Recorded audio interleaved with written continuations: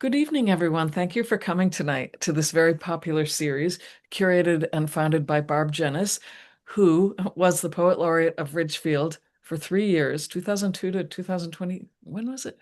No, 2000 to 20 2003.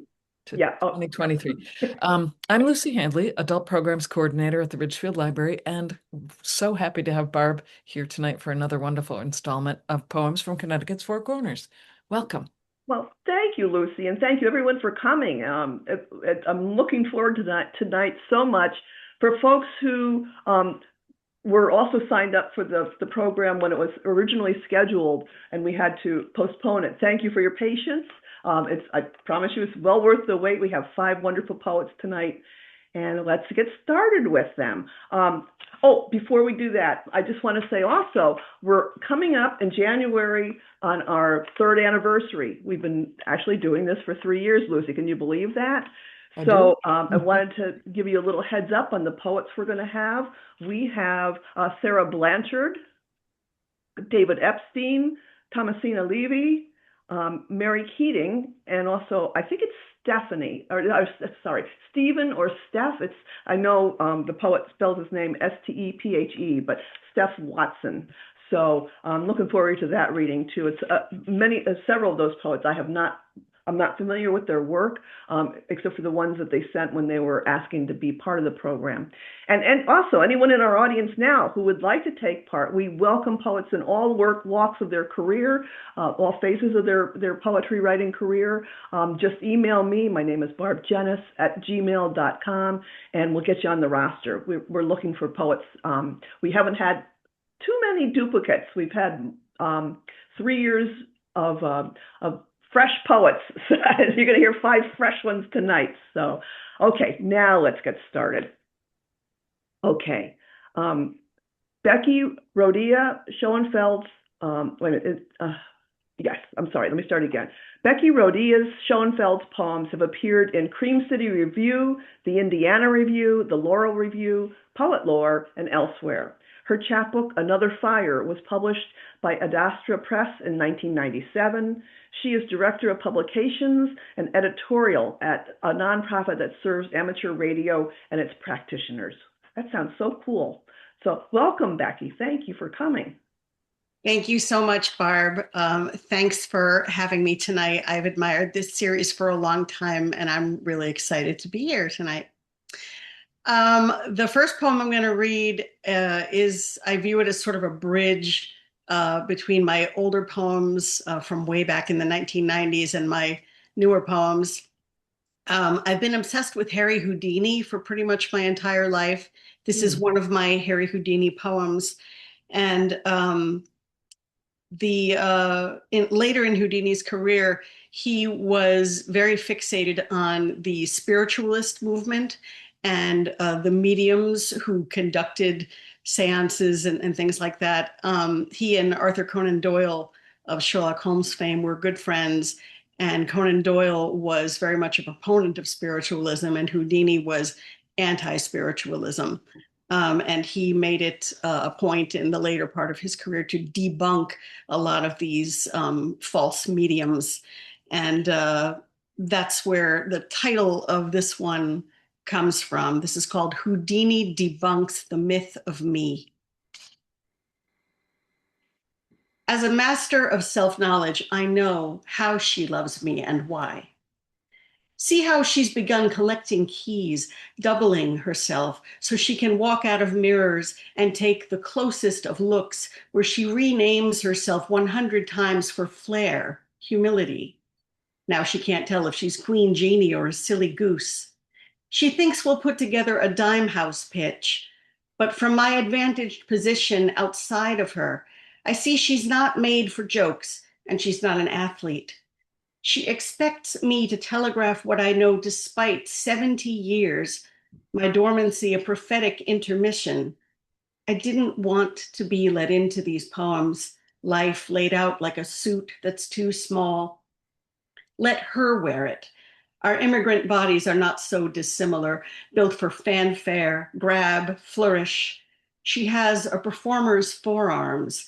They furnish whole scenes, landscape conversation, take blows. Her mirages occur above the table, less than miraculous, born of hard work. I worked harder. My head brimmed. I wasn't a poet. My secrets rest as hers depart, long hand in front of a round mirror, white paper spotlight, the book unlocked to anyone.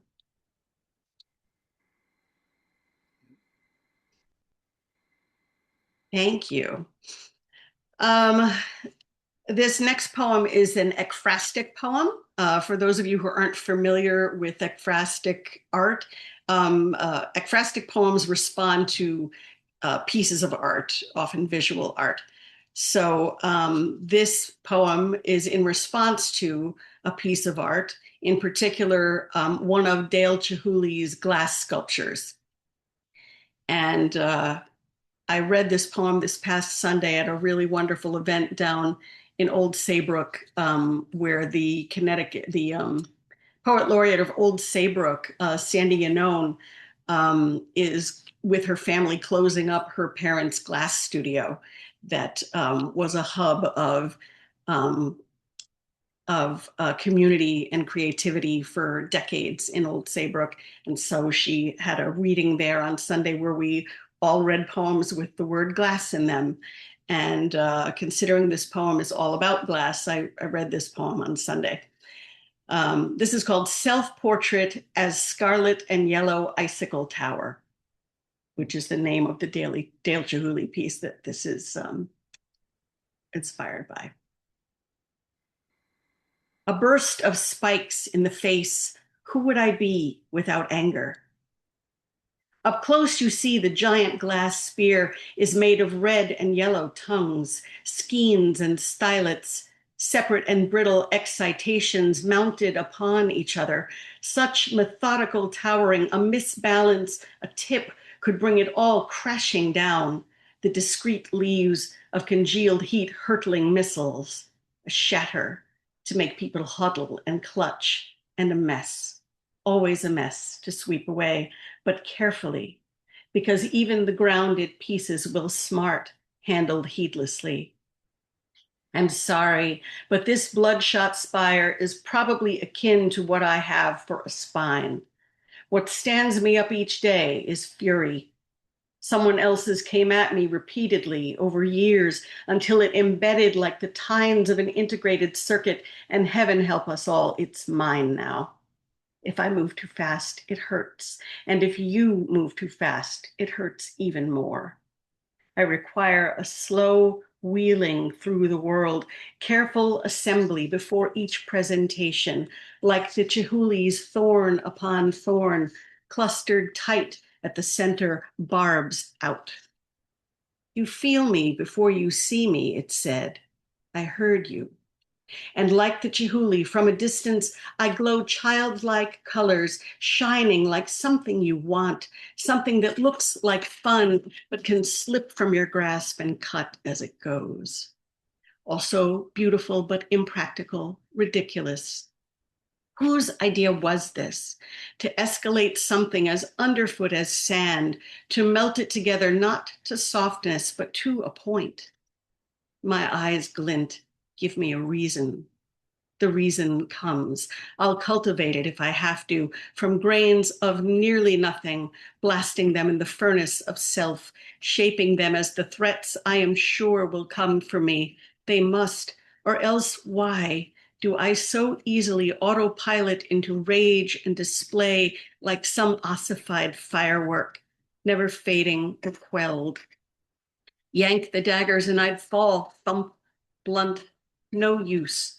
And they, without their host, would be as old coral, no longer animal, past mistaking for a plant, just castings, lumped and crumbling, shedding form, these former sharpest parts of me made to settle. Thank you. A little tone shift. This poem is about 6 or 7 years old. It's about choices. It's about middle age and sort of what you settle into and how you can make choices that make the settling not so bad at all. This is called Movie Night. We've winged it to the movies on a Monday night to get high on salt. We layer it in, shaking our popcorn bags for widespread distribution, sprinkling white on white until our taste meters zing and we head to our seats. The movie almost doesn't matter. We're eating popcorn for dinner again with little forethought and much salt, and that's the point, honed sharp on the fact that it's not long before we're too old for this, not long until our hearts won't take it. The lights go out and we're in period, early 1950s, when our parents were young. The clothes are beautiful, trimly fitted. Everybody cuts a figure, and by 10 minutes in, I've eaten down about 2 inches and my pulse is thumping. Halfway, I wonder if I should stop, if I'll regret this tomorrow. It's happened before, to us both, tongues cracked and saturated, weeping saline and a scalded skin that rubbed off after 3 days to our horror and delight. I turn to consult on the matter, whether we're seeing this through, and find that next to me, in grayscale half-light, you're already done, salted up and moved on, 3/4 through a cherry Slurpee, absorbed by the screen where there are fabulous marble hotels and men in suits, things we like, amid a structure the world lost before we were born. I feel the crystals dissolve on my tongue, the flavor becoming my tongue. It will hold sway all day tomorrow, and my speech will have its savor. My mother put it to me when I was 19. I'd have to choose friendship or love, and here in middle age, I see she was right. I tried love, I tried, but my taste for a certain togetherness could not be denied, even weeknights. The movie's good. It's progressed to gowned beauties. A vintage car has driven through, and we're here for it. I dig in the bag and bring up another fistful spiked just the way we like it, and I know I'm going to finish. And if this isn't the real thing, if this isn't serious fun 30 years onward, reckless exploits across a seaboard of salt at the movies on a Monday night where we are adults and we do what we want, then I do not want to know, because all I want is this joy, this life's passing and story, and its bedrock, a quotidian essential mineral. Thank you. I have one more. This poem is, I don't feel like it's quite done, but I do like bringing out almost finished, not quite finished poems and seeing how they sound when I read them, see how people react to them. This poem mentions my daughter, who is in the audience tonight, all the way from England. Thank you for being here. And in this poem, my daughter is 2 years old, which gives you an idea of how old it is when I tell you that 3 weeks from tonight, my daughter will be 20 years old. So sometimes it takes me a really long time to work through a poem. This is called Cemetery Story. Great-grandma got shot in the face, so we had to replace her. Mom and I went down to St. Michael's to check the headstone by the fence, victim of a drive-by, to see the new portrait. I don't know much about her. Great-grandpa was the colorful one, old son of a cop killer fleeing Italy only to come here and brain a debtor with a watermelon, finish him off with a stab from his umbrella. He was resourceful.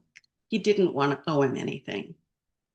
He dumped the bodies in the country and swore great-grandma to secrecy. She held until he died. And what did she get for keeping her mouth shut all those years but a bullet to break it open? This is another one to keep in mind and tell someday to my 2-year-old daughter, who is at home today with my sister instead of here, where she'd be doing a sort of worm-blind bump amid the stones, piloting headlong through what to her would seem merely somewhere to be. It's too early for her to understand.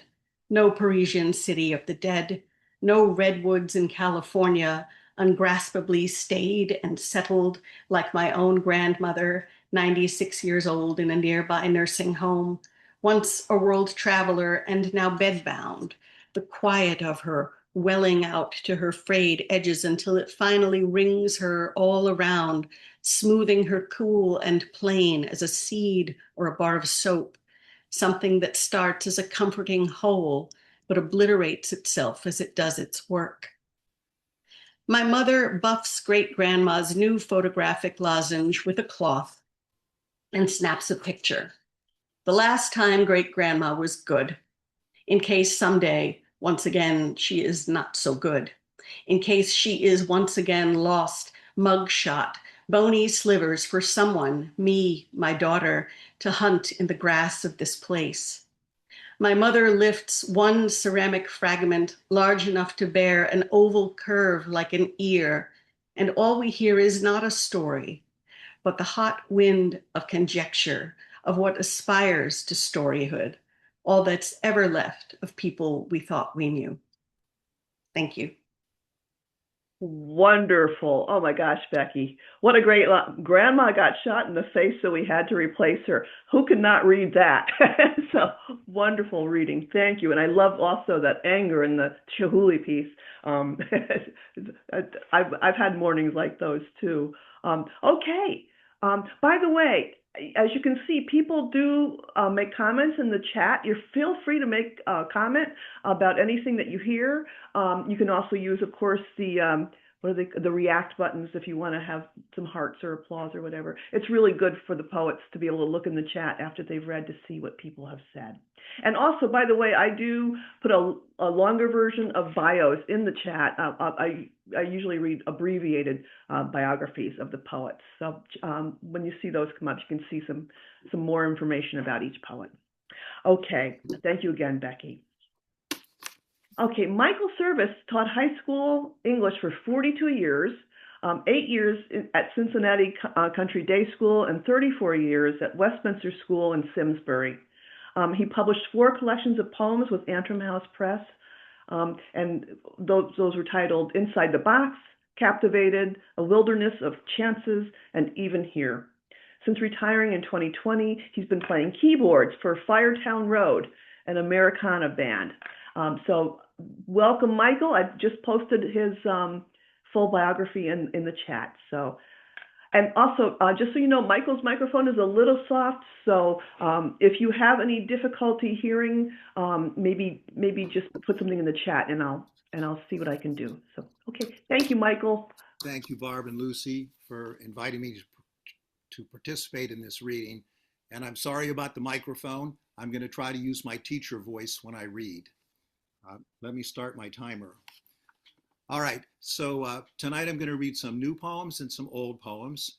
In fact, 3 of them come from the books that I've published. And I'm going to start with a new poem based on a story that an old and dear friend told me a couple of months ago. We meet about once a month in Sturbridge, which is halfway between where he lives in Concord, Mass, and where I live in Hartford, Connecticut. And we just talk about our lives. And he told me this story, and I asked him if I could put it into a poem, and he said, yes, I think. But here it is anyhow. It's called, Can You Zip Me Up?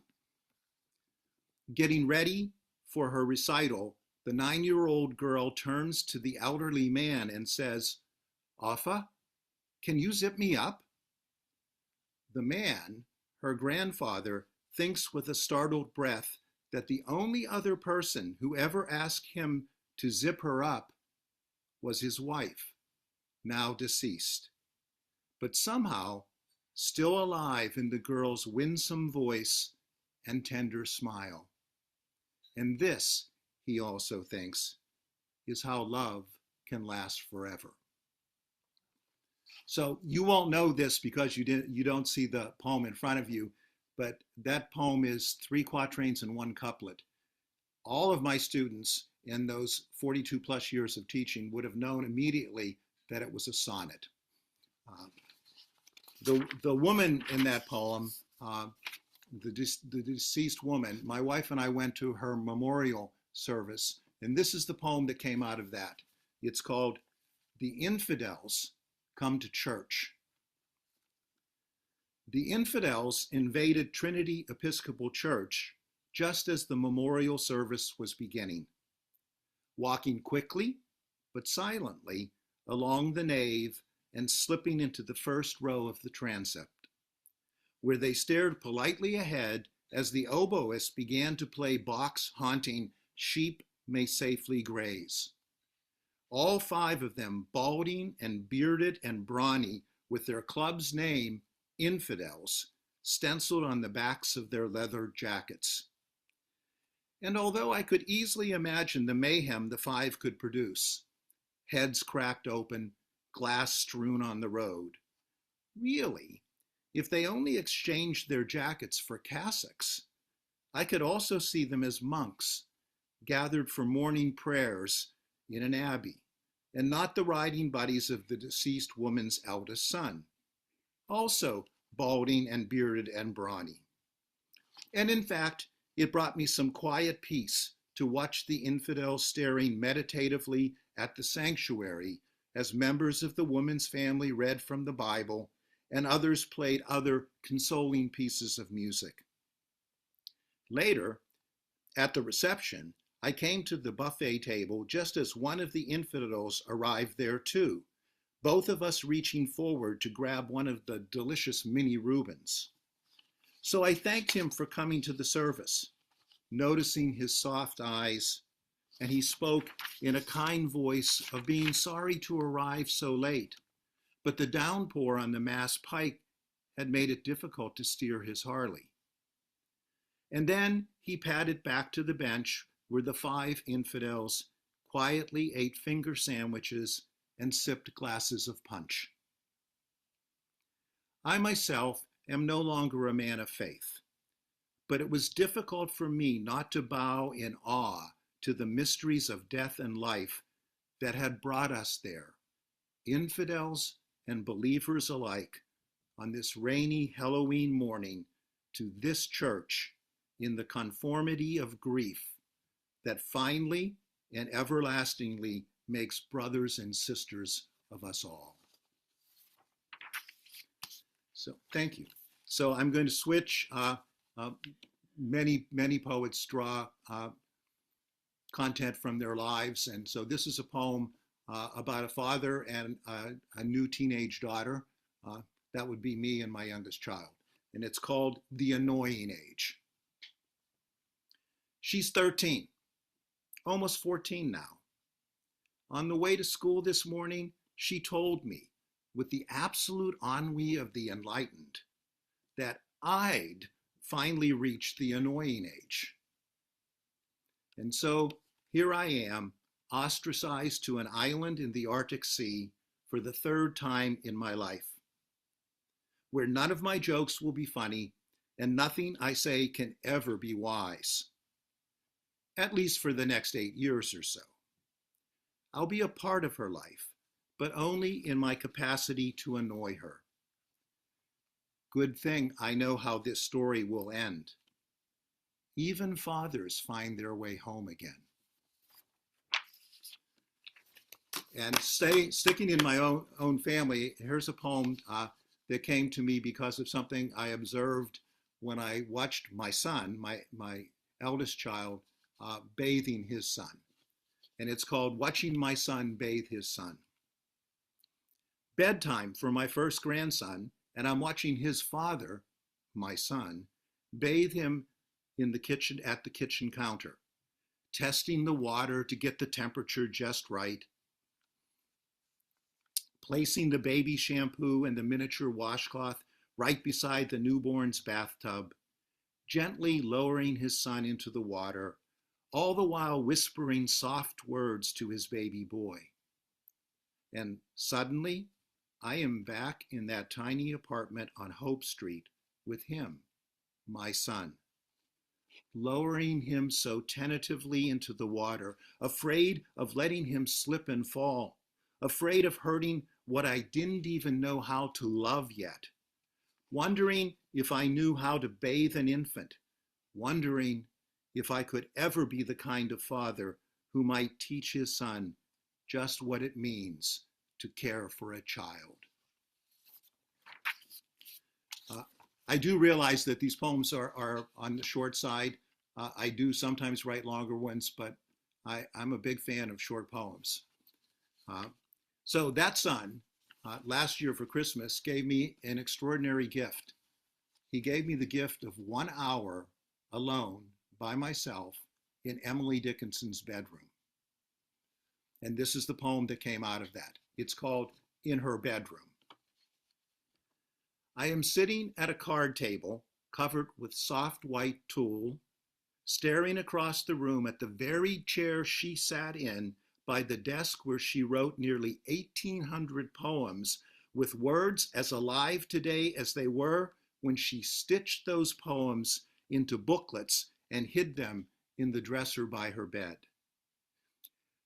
I don't know whether I should be spooked or inspired, looking up to see her famous white dress floating like a ghost on a mannequin only a dozen feet from where I sit. But what is definitely eerie is finding out that Emily Dickinson and Taylor Swift are in fact sixth cousins, sharing a great-grandfather, a 17th century English immigrant who settled in Windsor, Connecticut, not far from where I live now. And that is almost too weird to believe. But I suppose that's just the way the spirit moves, from one long-gone era of quiet anonymity to other eras of global fame. Then I think, well, maybe everybody is both a nobody and a somebody too, because after all, the music of poetry sings in all of us, lifts all of us out of the humdrum world, just like my own quiet thoughts are lifting me here, now, in the soft swishing of her bedroom. And here's another new one, so not nearly as idealistic as the ones I've been reading so far. It's called What I Know. We, with our puny brains and oh so big heads, think we know everything about everything, and we're not shy about letting others know what we know. Just check out Twitter if you want proof, or Fox News for that matter. But in truth, our pinhead brains don't really know much about anything. Just check Twitter if you want proof, or Fox News for that matter. In fact, we don't even know why there is something rather than nothing at all in our universe. And to make matters worse, the little we do know changes from month to month, decade to decade, century to century, so that what we know now, we think, is vastly different from what we knew then, we thought.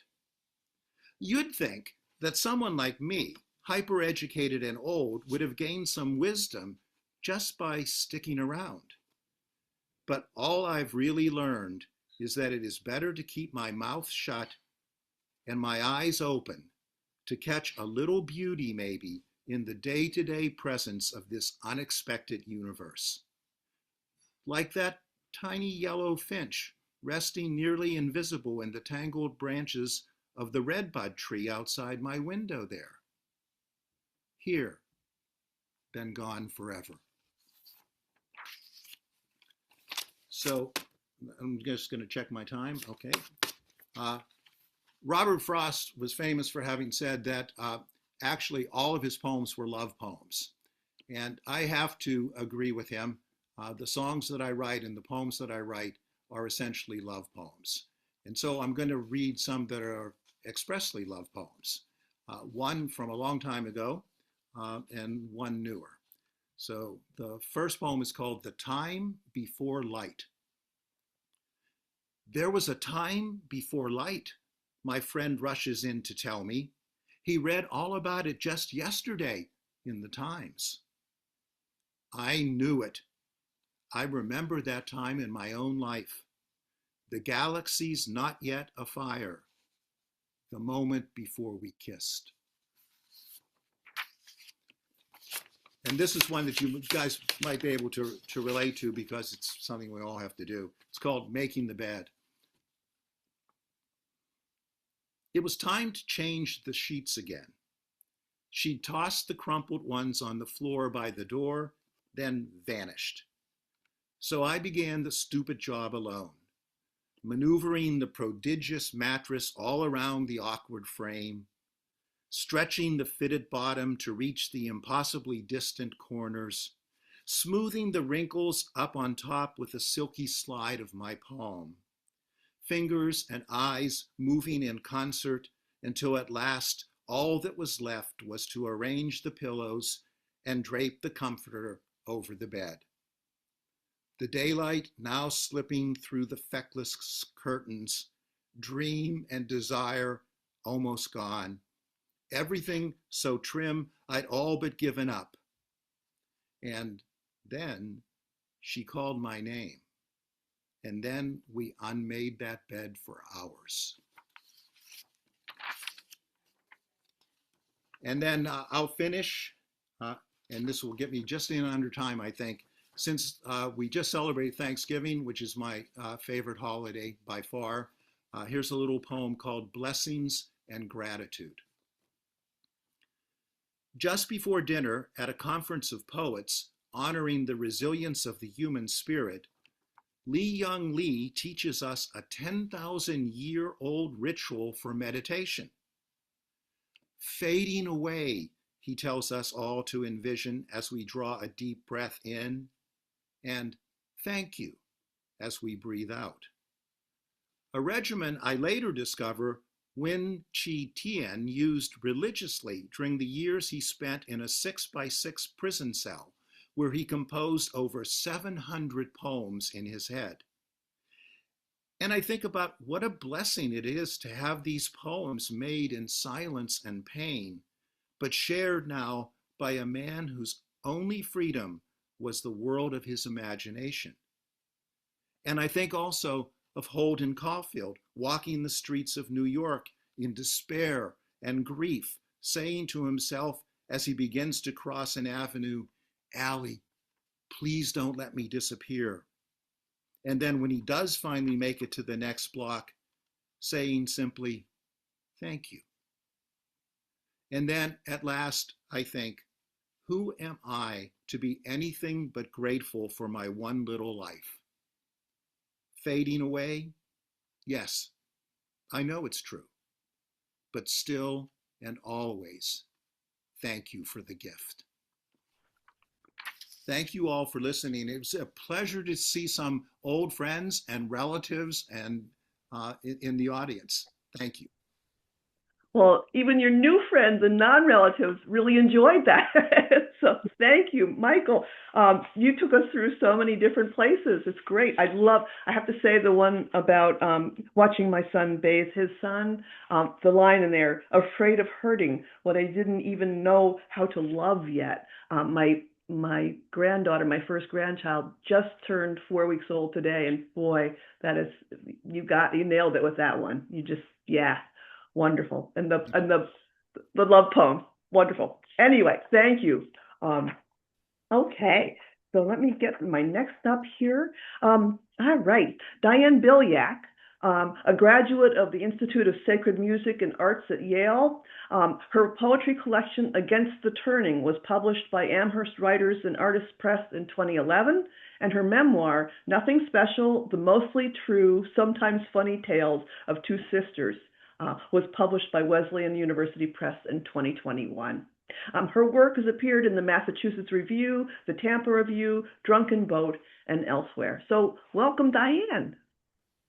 Hello, everyone. Thanks, Barb and Lucy, for putting this together and inviting me. I also want to say how pleased I am to be included with these readers this evening. So I'm going to read off my computer so I kind of have the visual of my words in front of me instead of down. So who knows what I'll be looking like. But that's what I'm going to do. So the first poem is a new poem from this October, and I always like to read something brand new because it forces me to work on it and hear it out loud. And right now it's untitled because I couldn't figure out what to call it. Untitled. I wish I could show you when you are lonely or in darkness the astonishing light of your own being, which is a quote by a Hafiz. I want to send you this quote because you said you are breaking down. I want to ask, where is your loneliness, your darkness? Does it live in or outside of you? What color is the light? Can you see it? Is it as far as the sun with its fiery nimbus? That's how far mine is.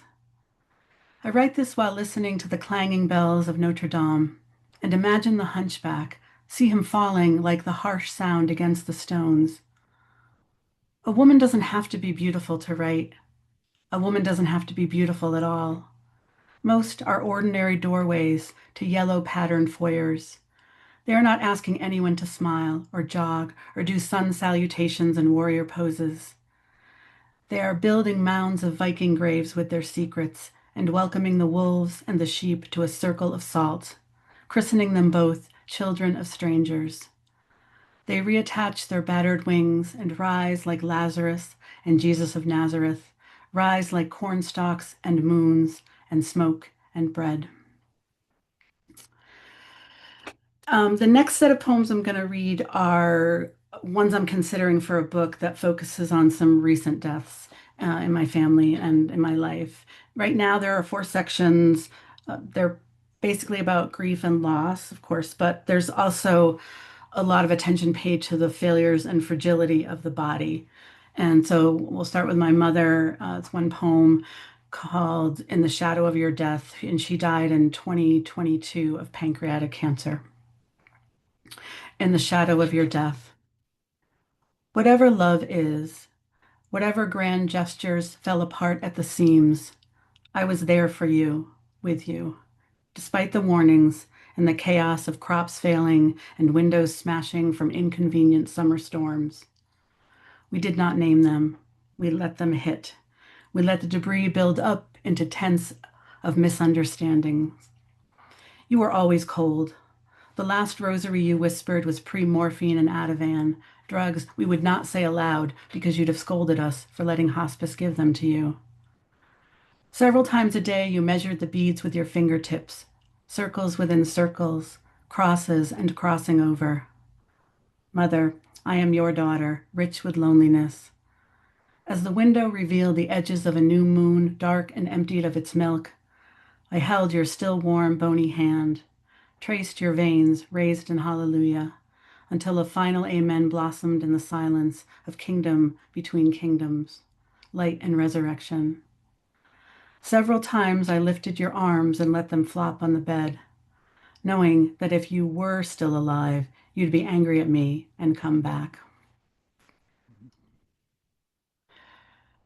So the next section would cover poems about my sister, my sibling who died in 2023.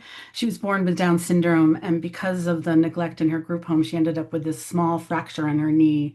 It's a long story, but anyway, she experienced an overwhelming amount of trauma, which led to an accelerated, the little dementia that she had. It's very common for people with Down syndrome to get dementia. It's actually on the same extra chromosome that people with Down syndrome have.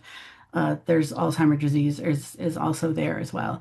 And so the poem is called The Hoyer Lift because she couldn't walk anymore. So I had to use that mechanism to lift her in and out of places to move her from point A to point B. So The Hoyer Lift. What scares me most about the story I am telling is the anger that was born from fear. The rings of one stone age crushed by another, tumbled by circumstances, unable to stop demanding justice until my rage was sand blown into glass. You never knew my affinity for failing to forgive any slight made against you, nor my affection for any display of kindness. How I failed to protect you from the hunger of nocturnal creatures who destroyed your flesh until they reached bone. How impossible your pain felt. How I emulsified each new diagnosis to make them digestible. To get you to the toilet, chair, or bed required 15 to 30 minutes. for each transaction. So many steps and straps, manually raising you up and down, many times with you shouting. You never recall the lies I'd recite to shut you up.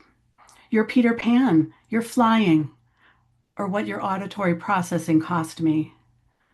When I playfully parroted your onslaught of phrases and words, this might have been called empathy, and could shave down the frustration of me being the other half of you, or perhaps I was punishing myself on your behalf.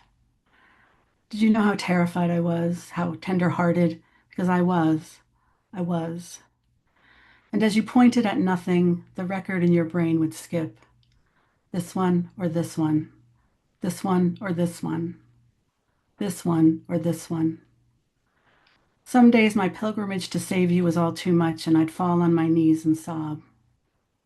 And you'd say, "Come on, Betty." And I don't know if you thought that was my name or you hoped that it was, that I was someone else, someone who was strong enough to bear both the witness and the brunt of your testimony. And so moving on, the third section in the book would be about my friend Jesse, who died this July at age 36. It was a complicated situation for him because we didn't really know for, I don't know, maybe like 5 months how he passed away. And it turns out he had bilateral pneumonia. And so, but there was a lot of questions and things that those who were close to him were trying to figure out. And I only knew him for 6 months, but he had a big impact on me.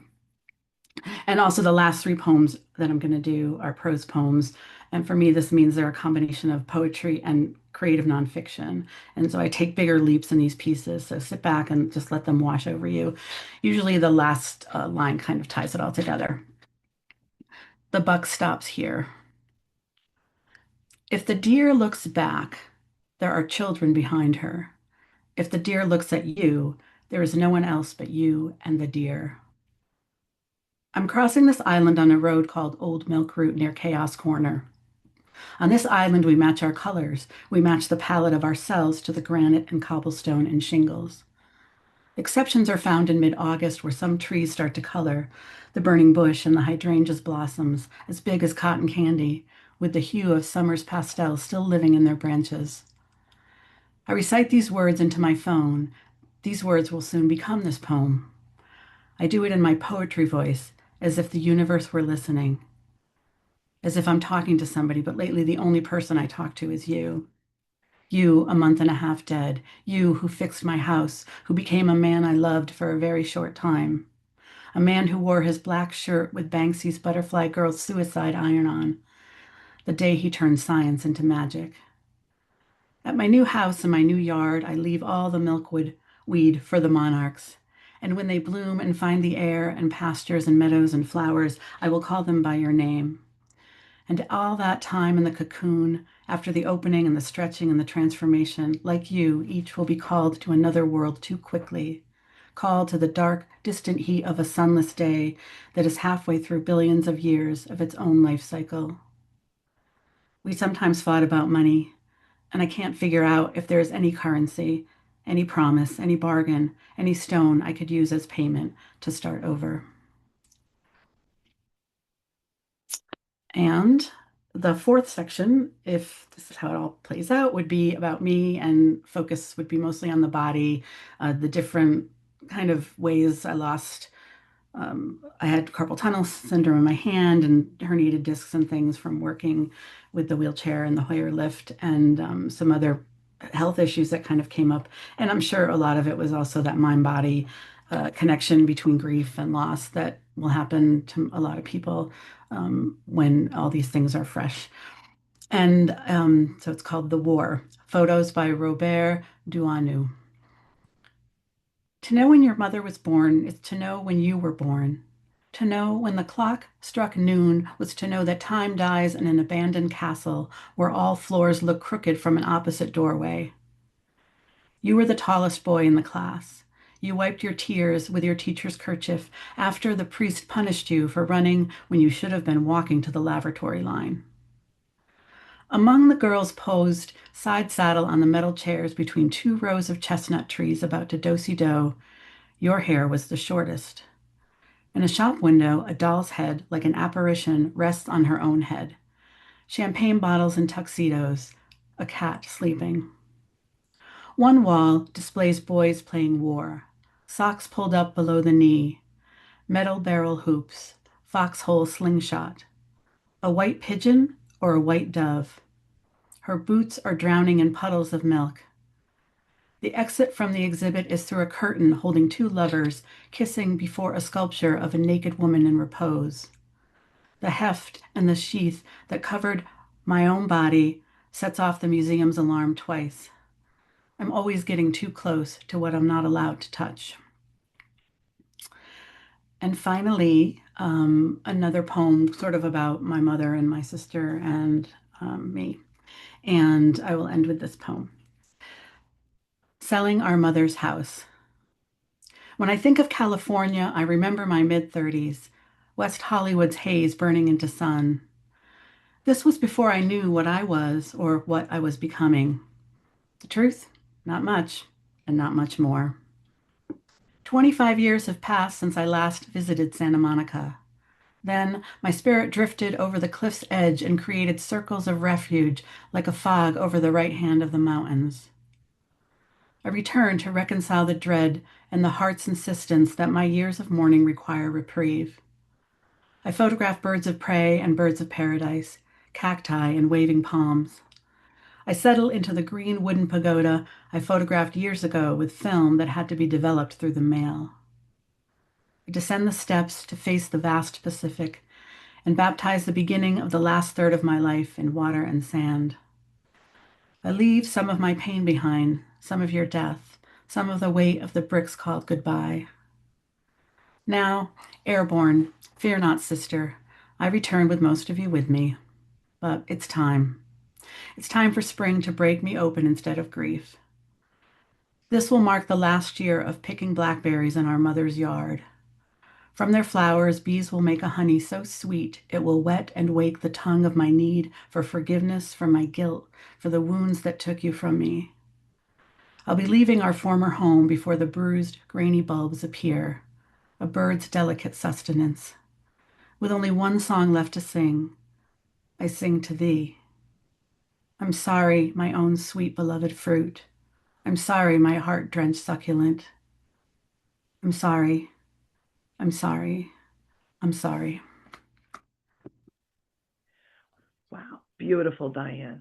Just beautiful. Yeah, your grief poems are, well, you'll see in the comments, just amazing. And the comparison between your friend Jessie and Monarch Butterflies, where each will be called to another world too quickly, was just, yeah, very, very moving. Thank you, Barb. Thank you. Oh my gosh. Okay, next we have, let me find my notes, I'm sorry. Stanford M. Forrester is a past president of the Haiku Society of America and founding editor of Bottle Rockets, a collection of short verse. A noted haiku poet, Stanford is widely published and has won many awards and commendations for his work. Stanford's Japanese pen name is Sekiro, which means dew on a stone. And his latest collection of poems is titled Designated Driver. So please read Stanford's entire bio in the chat once I get it up there. So welcome, Stanford.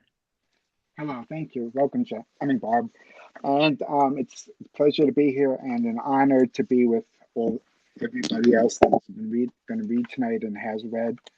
I'm going to read basically haiku senryu and some short poems, and then end with a Chinese-style Taoist poem. So I'll let you know when the haiku and the senryu end. Okay, and these are all separate. Moving my reflection out of the way, planting water lilies. Moving my reflection out of the way, planting water lilies. Wind chime, maybe one day you'll grow up to be a temple bell. Wind chime, maybe one day you'll grow up to be a temple bell. And some snail poems. Snail shell, listening to a tiny ocean. Snail shell, listening to a tiny ocean. All day rain, the snail stays inside. All day rain, the snail stays inside.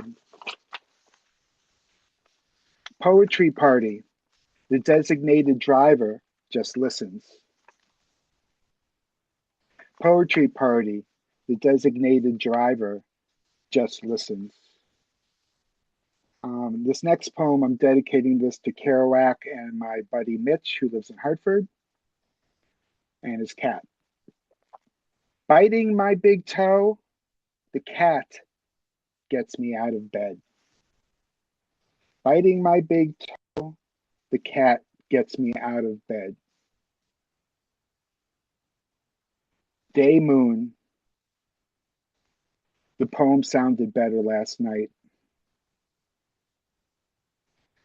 Day moon, the poem sounded better last night.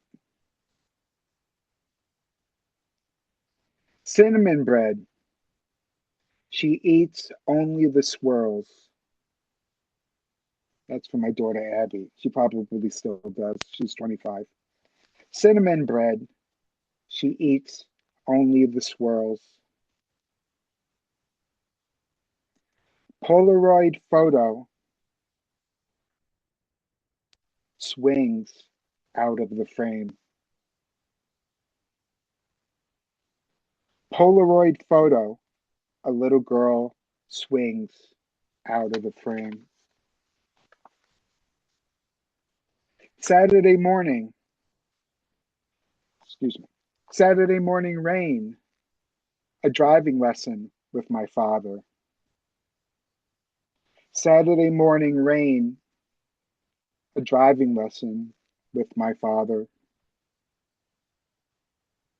Autumn sky, my depression too, full of crows. Autumn sky, my depression too, full of crows. Loneliness, sitting by a fire that won't stay lit. Loneliness, sitting by a fire that won't stay lit. This is for my friend Tom. Autumn colors, the scarecrow shirt, nicer than mine. Autumn colors, the scarecrow shirt, nicer than mine. All day rain, they told me this cabin had a roof. All day rain, they told me this cabin had a roof. And I'm going to end the first section with this last poem, haiku. Tea ceremony, it begins and ends with an empty cup. This is for my friend Sarah in Israel. Tea ceremony, it begins and ends with an empty cup. So that's the Japanese side. And then I've written some Chinese style poems, and my pen name is the same characters in Japanese as they are in Chinese, but it's pronounced differently. And a lot of the old Chinese style poems, the titles were actually longer than the poems. So it was like a very Baroque convention of really long titles. And this is intentionally done. This is a true poem that happened to me from my friend Robin White in New Hampshire, who her pen name is Hermit Thrush. So the title of the poem, this is a Chinese style poem, is a poem for the poet Hermit Thrush, who gave me, Shilu, a cricket cage. I still can't catch the cricket that sings every night on my back porch. I just want to hear a few songs to soothe away my loneliness. While looking for him, I only found a toad, but his voice was too deep, and he was too fat anyway to fit into the cage. As acorns fall and autumn soon to end, I fear I'll have to spend all these days and nights singing to myself. Okay, that's it. Thank you. That's it. Wow. Yeah. Do you have more for us? Nope, I like to keep you guys hungry. Oh, this was wonderful. I have to say, I feed crows peanuts every morning. And so, Crows are so smart. They're oh, beautiful. they're so smart. Your autumn sky, my depression too, full of crows. Oh, wow. Just wonderful. Yeah. Thank you so much. Those were delightful. Some were funny, Thank some you. were really moving. Thank you. Yeah, Excellent. thank you. Well, okay. So, okay, next we have Victoria Buitron. Let me say that again. Victoria Buitron hails from Ecuador. Her debut poetry collection, Unburying the Bones, is 2025's VersoFrontera inaugural prize winner and will be published by Texas Review Press. Victoria received an MFA from Fairfield University and has served as the series editor for the wonderful, by the way, Connecticut Literary Anthology since 2023. So welcome, Victoria. Hello. Hi, can everyone hear me? Awesome. Thank you so much for being here. Thank you so much, Barb, for the invitation and lovely introduction. And just one little change from the bio. The book was published last month. So I have it right here with me. And you can find it, of course, anywhere books are sold. And it's been just a whirlwind of a few months. And sometimes when I do, especially the virtual events, I don't choose what I'm going to read until I hear others read. And I felt like there was a lot of rage tonight. So I'm going to read some of my rage poems. And I do want to say that when it comes to Unburying the Bones, if somebody were to ask me in general, what is the book about? I say the book is about facing daily misogyny as a woman. And it's also about domestic violence and my thoughts on news stories about violence against women around the world. Some of the poems are heavier than others. I will mention when they get a little bit too dark, just in case you'd rather like mute me. The first one, it's not too dark. It's a sestina, and it's called a sestina on an early childhood education. And if you know a little bit about sestinas, you know that there's a lot of repetition, and there are 6 words that are repeated throughout the piece. And the 6 words that I have are rage, desire, flood, combat, wake, and bow or bow. So here it is. This is a sestina on, oh, and I should probably also set my timer. Okay, there we go. So this is called a sestina on an early childhood education. Play a lasting lullaby on an organ for your rage. A girl dances, a girl wants, a girl's desire. Wait to become a woman in blood flood, or before that, when a street walk is combat. You must learn all before you wake. Still, did you weep when curtsied into a bow? Decorate crumbs, and after I'll teach you to bow to the spire that holds light candied rage. Dress Ken in a Hawaiian shirt during Barbie's wake. Remember, as a woman, never inquire about desire. Learn that your voice can crawl him to combat. Huh, power. You plead to command a molasses flood. A brush fire doesn't always wash away a flood. And your head can't hold a crown, only a lethal bow. A woman can be too toy with friendly combat. In the anatomy of your teeth, the pulp caresses rage. Don't touch yourself. A body is not a temple for desire. Use your tongue to push a boulder to your master's wake. Be as sure as a rampant river that you want to wake, because in your mouth there's always a flood. Do not long, Do not want to endure in desire. You can bow to him, but what matters are your hair bows and lip liner, and you can only scream at a rave rage because no one likes to hear a voice mired in combat.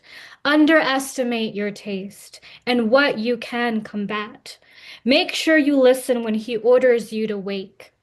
The girls that don't know the definition for rage, but who know that crying shimmer is the only flood they can create with their bodies. An arrow, a bow, a sword. With all of these, you'll try to replace desire. Tell me, what will you beg for, if not desire? Or maybe the right to use Astilbe in combat. Do not confront the way his head refuses to bow. It's safer to be a girl in a dream than to wake as a woman. And the opposite of a flood is not a drought, but the talent to withhold rage. No, you can't choose vinyl dreams. Time to wake. Up, be good, and find mom's lost stilettos in the afterflood. I promise you that growing up is all the rage. Thank you. So that was a Sistina, and throughout my collection, I play a lot with white space. There are a lot of different forms. There's even like a word search as a poem, actually. So I just had a lot of freedom with this book. I had a lot of fun with it. And something interesting about the book is that this was not the title Unburying the Bones is not what the original title was. It was actually called Grief Ceremony. And when this won the VersoFrontera Prize, and I spoke with the editor, Octavio Quintanilla, who is now the Poet Laureate of Texas, he said, "How married are you to the title?" And we sat down and we changed the title. But the original title, the only one I had up until that conversation, was called Grief Ceremony. And it was always the first poem in the collection. So I'm going to read Grief Ceremony for you. In absence of saying he touched me, and thus a cup, and thus a statement, and thus retellings of saliva, and thus the court, and thus the questions of how there were no screams, but why I sought my own silence, and thus no conviction. Thus I've known my voice is not evidence, and thus I make my own grief ceremony where I chew on mint leaves and wear a lone cardinal on the ripe skin of my ear, feast on smoke rings to tire burns and undertongue scent, tap my toe on rust, monic dirt, say a prayer. If not a prayer, then a plea. If not a plea, then a miracle does not mean they will always check the trunk to see if my shout is still there. Thank you. All right. There are a lot of revenge poems in this book, and that was not how I sought to write it. It's just something that happened. So this is an Ars Poetica. This is called Poem for My Revenge Poems. I water them with lemon, ginger tea, and sweat. They carry clubs and my deep undoings, becomings, sometimes a whisper, sounds like a plight of loose ends. Perhaps they've committed wrongs mired in righteous rights. Ask questions when I created them to answer. May seem heavy, but somersault as feathers. Always untangle my incisors till glisten with the same comb they use to ripen scar tissue. While I sleep, they cross the bridge, light my past wildfire, eat bizcochos with rum, and unseek forgiveness from anyone but themselves. No God but guffaws. Bring me a sparrow skull, a treat of nectar neb.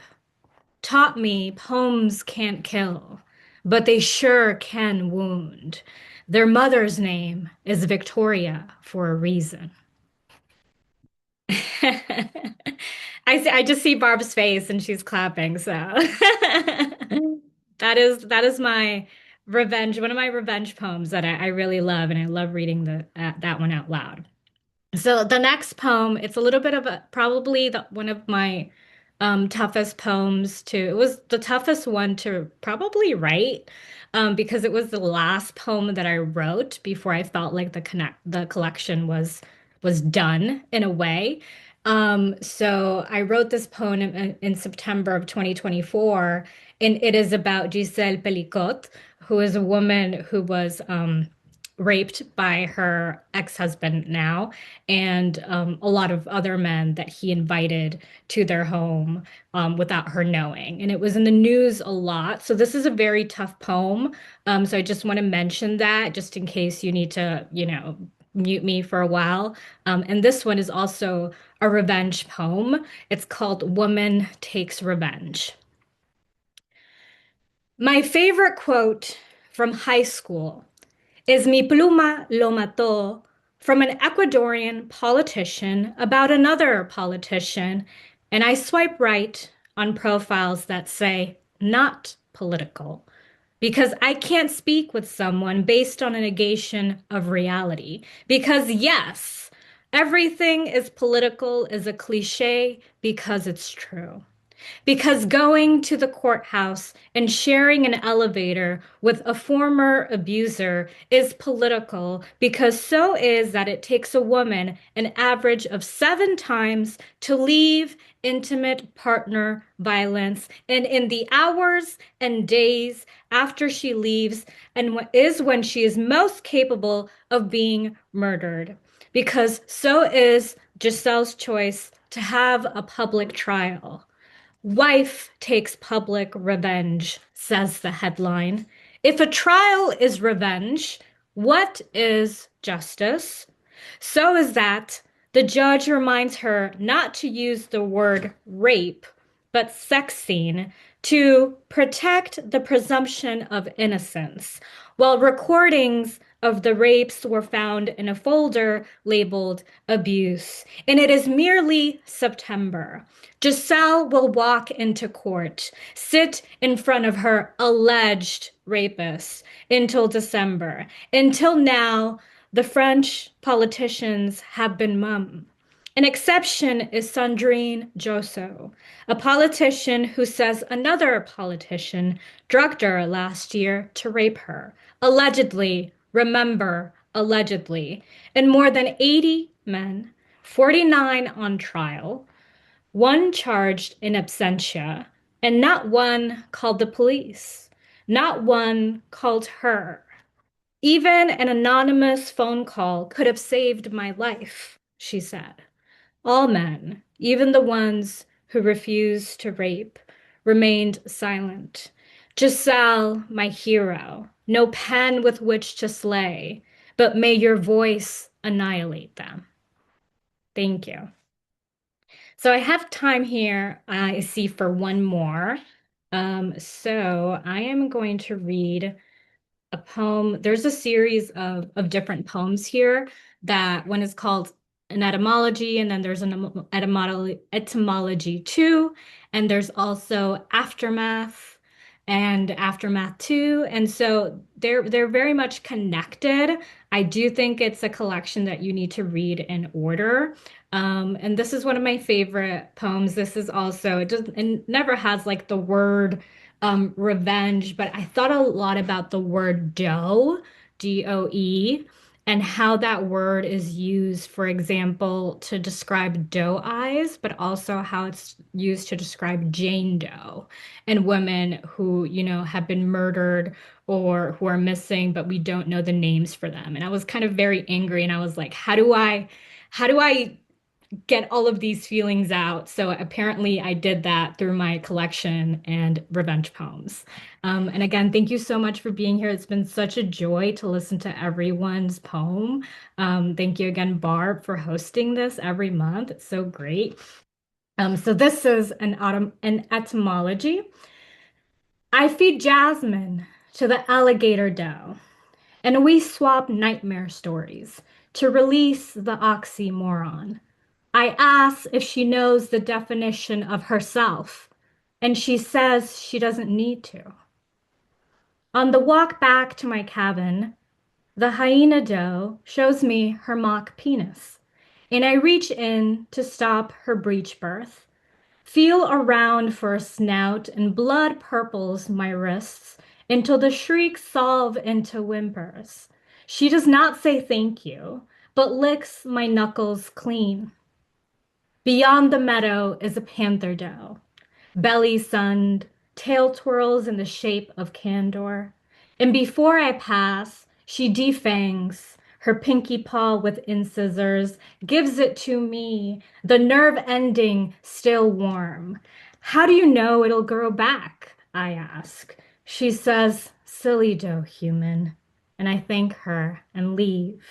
Sharp enough that before I'm home, I've slit my lobule, and there is no ache because as a baby, I learned to become a girl who would become a woman who refuses to feel pain. A honey badger doe waits on my porch next to the firewood, and she asks me how many men I killed today. And I say just one, but I helped bring a hyena earthside, so I'd say it's even. Thank you. Thank you so much. Wow, that last one kicks butt. Excellent. I have to get a copy of that collection. It's Oh, thank you so much, Barb. Well, thank you everyone for coming. It was a wonderful evening. What a great way to start the month of December. So again, just want to remind you all, our January reading will be Sarah Blanchard, David Epstein, Thomasina Levy, Mary Keating, and Stephen Watson. So please join us. I forget what day it is, but it's always the first Wednesday of the month. So thank you, Lucy, and thank you, Ridgefield Library. Thank you, poets. Thank you, Barb. Yes, poets. Good Great night, night. all. That was a wonderful night. Thank you.